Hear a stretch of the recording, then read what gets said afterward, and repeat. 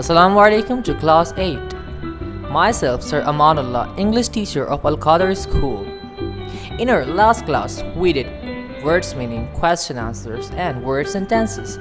And in today's class, we're going to touch some language. In today's class, we are going to learn parts of speech, nouns. Number 1, common, proper and collective noun. Number 2, countable and uncountable nouns. Number 3, material nouns. Number 4, abstract noun. And at the end of class, there are some exercises and also some home assignments. So let's start the class. Common noun. A common noun is the generic name for a person, place or thing in a class or group.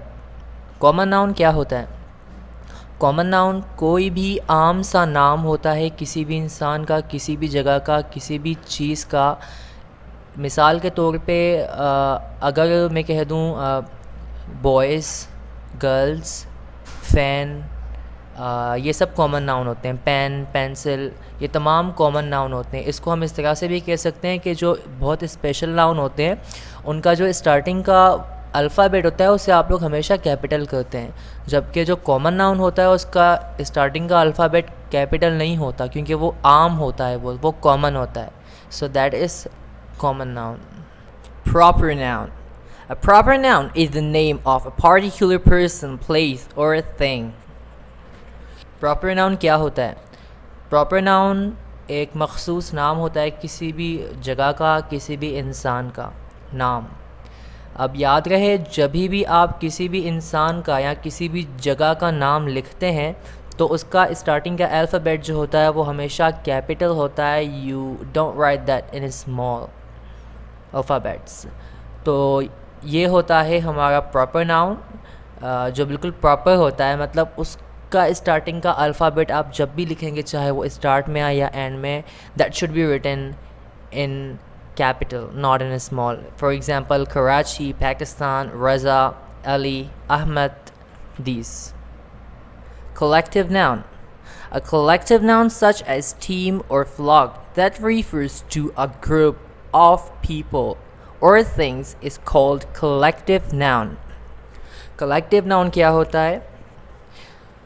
एक collection के अंदर कोई चीज़ें हों जिनका एक ही नाम हो.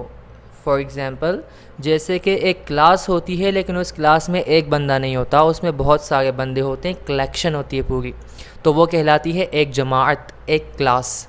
अब ऐसी बहुत सारी क्लासें होंगी तो वो क्लासेस होंगी, लेकिन जो एक क्लास है उसके अंदर बहुत सारे बच्चे हैं वो कहलाएगी एक क्लास. आप उसको प्लूरल करके नहीं पढ़ेंगे, आप उसको सिंगुलर ही पढ़ेंगे, एक क्लास. इसी तरह जो टीम होती है उसमें 11 प्लेयर्स होते हैं. फॉर एग्ज़ाम्पल क्रिकेट टीम, उसमें 11 प्लेयर्स होते हैं. अब एक 11 प्लेयर की जो टीम है वो एक ही टीम कहलाएगी, वो प्लूरल नहीं होगी, वो टीम होगी सिर्फ.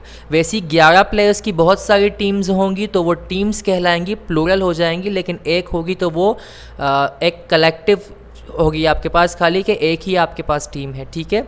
इसी तरह फ्लॉक होता है, टीम होती है, आपकी क्लास होती है, आपकी फैमिली होती है. तो ये सब वो चीज़ें हैं जो कलेक्शन में होती हैं लेकिन होती सिर्फ एक है. So that is collective noun. For example, flock, team, class, family. Countable noun. Countable nouns are those that refers to something that can be counted. Example, apples, cars or pens. Countable nouns क्या होते हैं आपके? Countable nouns वो nouns होते हैं जो गिने जा सकते हैं. कुछ ऐसे नाउन्स होते हैं जो नहीं गिने जा सकते, जैसे पानी हो गया, तेल हो गया. इन चीज़ों को आप गिन नहीं सकते. लेकिन जिन चीज़ों को आप गिन सकते हैं, जैसे सेब हैं बहुत सारे, गाड़ियाँ हैं, पेन है, सोफ़ा है, लैपटॉप है, मोबाइल है, ये चीज़ें हैं जो काउंटेबल नाउन है. इन्हें हम कहते हैं countable noun. Uncountable noun. Uncountable nouns are those that refers to something that cannot be counted. Example, water, oil or hair. Uncountable noun कौन से होते हैं आपके? Uncountable noun वो होते हैं जो गिने नहीं जा सकते. जो गिने जा सकते हैं वो होते हैं काउंटेबल नाउन, जो नहीं गिने जा सकते वो होते हैं अनकाउंटेबल नाउन. मिसाल के तौर पर पानी, तेल, बाल, मिट्टी, ये सब गिने नहीं जाते, तो इनको हम अनकाउंटेबल ही कहते हैं। Material noun. A material noun is a grammar term that refers to a material that suspends from which things are made, such as silver, gold, iron, cotton, diamond and plastic. Material noun क्या होते हैं? वो noun जिनसे चीज़ें बनी जाती हैं। जैसे कि एक मिसाल आपके सामने दी गई है, silver, gold, iron, cotton, diamond and plastic, ये वो चीज़ें हैं जिनसे बाकी चीज़ें बनाई जाती हैं, तो ये कहलाते हैं material noun. Abstract noun. Abstract nouns are a type of noun that you can't see or touch. Example: purity, honesty or hatred.